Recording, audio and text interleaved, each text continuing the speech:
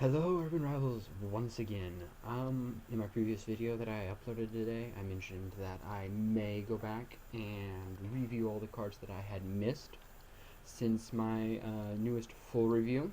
And so I'm not sure if you guys care for speed reviews, where I go through a lot of cards really quickly, but I figure it can't really hurt to, go back and look at all the cards and reevaluate them since they've been out for a little while and I've been able to play with some of them to see how, how good or bad they are. So first off, I'm going to start with a couple weeks ago when we've had the End is Nigh.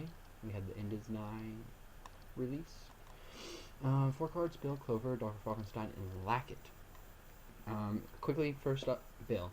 2-star, 6/3 defeat, -1 opponent life, minimum of 3. He's got worse stats than all the other 2-stars, except for the poison 2-star. And then worse ability, he's literally the worst 2-star. Not as good as Artis, not as good as Edith, not as good as Moppin, not as good as any 2-star that I can really list. Only thing I can think of that would make him worth anything is his defeat ability. It makes Carrion able to one-hit KO in any type. You're able to Fury with Carrion first turn, but still, just -1 opponent life really sucks. Terrible card. 3 out of 10. Then we're going to go over to Lackett. 7/4, heal 4, max 7. Now, I know, look at that heal 4, OMG, best heal in the game. Lackett sucks, guys. I've bought him, I have him, I've played with him in multiple types game formats with different, techniques and different styles of play, and he sucks in every single one of them. And I'll give you one huge reason: the max of 7, folks. In any extended types, your opponent can KO you because most cards have 7 or more damage anyway, and they don't care about your heal. In type Elo, you not only have to win with Lackett, but you also have to win with another card that will help you get to below that max. And if your opponent has any sort of life addition themselves, it makes it that much harder. So he really is a very, very, very bad card. There's nothing that he's really going to be able to save you from because of his max of 7. Any card with 5 damage can Fury and finish you off after he gets the max. And there's lots of cards out there with 5 damage, so he just really sucks. If they had given him 1 less heal 3, max 10, that would be a whole different story. But Jutya, Petra, all the other 4-stars better than Lackett, 4 out of 10. Let's go with Dr. Falkenstein. Dr. Falkenstein, you can obviously guys, you can see the stats: the 2 stars, 4-star, 4-star, and 3-star.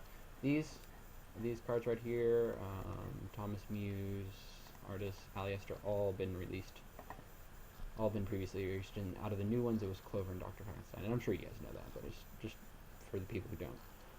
Dr. Falkenstein, skills, support, -4 opponent attack, note 8. Actually, a decent ability and a decent card.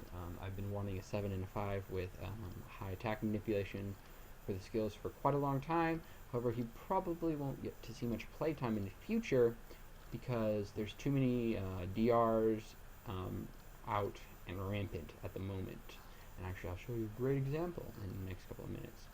But he's got great stats. Thing is, there's another card, the 2-star Sasha, who's a support +4 attack, and that's a much better ability because, as you can see, Dr. Falkenstein has a minimum of 8, meaning that his attack manipulation is always going to it's a minus, which means against all the other attack manipulation clans, he's probably going to lose. His minimum is the same as the Montana minimum, so he has no advantage there.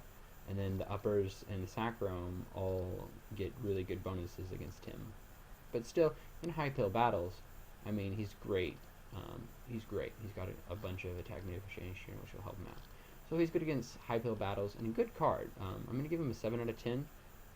Maybe 8 out of 10, actually. I don't know. I don't have him. I don't think we'll see much use of him for Elo in the near future, just because there's no heavy SOA or SOB clans, because there is heavy DR. which brings me to the release of Clover. I actually got Clover like the first day in a pack. I was so happy. Sold her for 35K. Yeah, that's right. That's right. That's how you win the market. 6'5", great stats for a 3-star. 6 and 5, delicious. 7'4", 6'5", those are all good stats. Especially more so because she has lots of damage. One of the scariest things to face in a game is a card with a lot of damage, and then her bonus is DR. So I mean, you either have to take the 5 hits, or you get DR'd. It's a win-win situation usually. But even in her case, it's even more so because she has this amazing ability, amazing. -3 opponent damage, minimum of 2. That minimum of 2 is just extra. If they had made her ability -3 opponent damage, minimum of 3, she still would be pretty good. Because what happens is when in a battle and there's a damage of like 5 damage, they will calculate the highest minimum ability first, then the lowest minimum. So it's basically -5. You add this up together, 5 opponent damage, minimum of 1, which of course we all know Uranus, one of the most overpowered DRs in the games, has that. And Uranus is a 5 and a 5, but also has the attack manipulation of 8. So I mean, there's debate on which one's really the best, and most people agree it's Uranus because he has, you know, the attack manipulation, which makes him even more scary of a dead pill. Not only do you have to pill to beat him, but you also take the 5 DR. You'll get DR'd like crazy.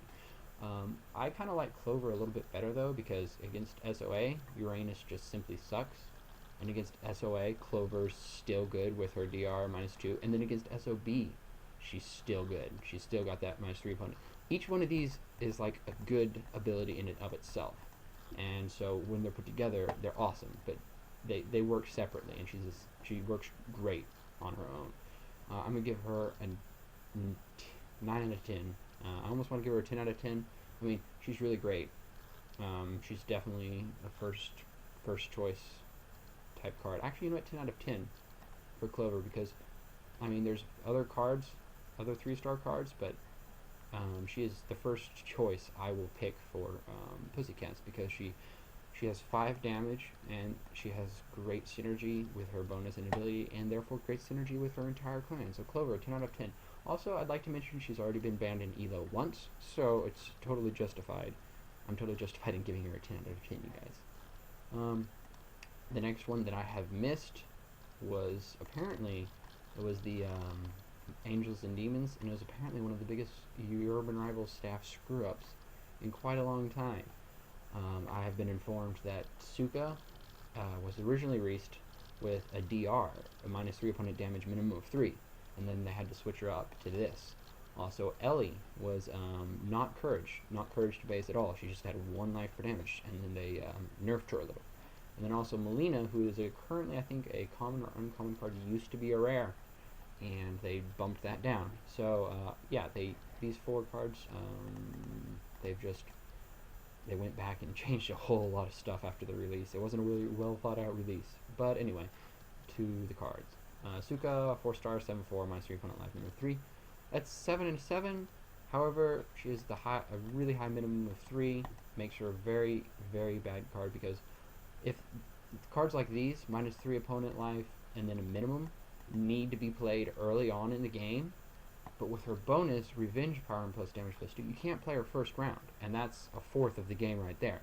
So it's really hard to find like second round, and maybe third round, but second round is like the only round she really can be played in, because by the 4th round, either you've already got enough damage that this won't really help, the 3 opponent life minimum 3, or you've lost, and you don't really want to play her on the first round because you don't have her bonus, unless you're playing Mono Frozen, and then I guess she could be a card that you could play first round. She has okay potential. A 7 and 7 plus this is a 9 and a 9. That's a good card, you guys. It's a good card, but not. That's the 9 and the 9 is only in the second round, and if you only have one card, if you only are able to play a card in a single round, it's a very, very bad card. 5 out of 10. They need to make a better 4-star. I really am hoping for some good stuff. 4 stars for the Frozen. I'm not sure about it though. Ellie, 7-3 courage, plus 1 life for damage. Not a bad card. I kind of like her. They've been getting Kraho. They've been getting a lot of life lately. Life plus cards, but it's a 3-star. The Roots did not need another 3-star, you guys. It's just ridiculous, you guys. Urban Rival staff, just stop giving them 3-stars. They already have like 8 or 9 decent playable 3-stars. So she doesn't rise above the competition. Noodle CR, higher power, higher damage, much more stable. Yuki, 7-4, higher damage, really good DR SOA combination. Also, that works for Gina, 5-5, -4 opponent 2 minute, -4 opponent damage, minimum of 2. Really great DR. 5 damage also works synergy with Gretchen, who also has 5 damage. You Fury with one of them, and then you get a KO, just depending on if you're not playing an ELO, at least. What's another 3-star? Gertjan, 6-4, support plus 4 attack. Much better, because they also have a bunch of 2-stars with attack, and Tuck, who also has attack. Ellie, I'm sorry, there's just no room for you. 5 out of 10. I just can't believe Urban Rivals keeps doing this. We're going to move on to Melina. 7-4 defeat, -2 opponent life, -2. Not a bad card. I like her. You put her and, what was her name? Jane Ramba. She's CR now, so you guys may not be able to afford her. I got her before she went CR, but Jane Ramba CR, also 7-4. When you get their damage +2, they're both 7-6s with a defeat minus opponent 2 life, and then minus opponent damage.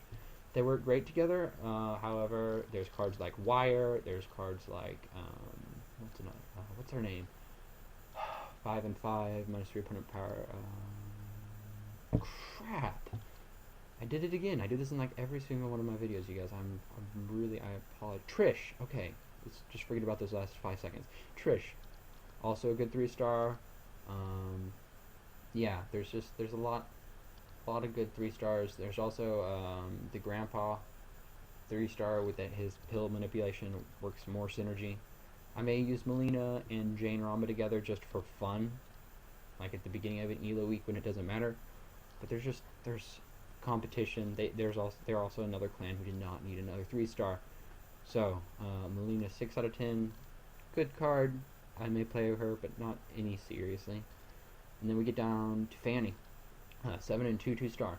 Good space stats. Power +2, power +2. She actually kind of reminds me of that pirate Buck, who's a 5-7, power +2, power +2. She's a good card. 11-2. They're just some better cards than her in comparative. Actually, for the Vegeta, they have Thormund, who's 11-3, but he's in mono. Then there's Chan, who is a 10-3, and he's not mono. And 11-2, it's similar, and it's a great wall.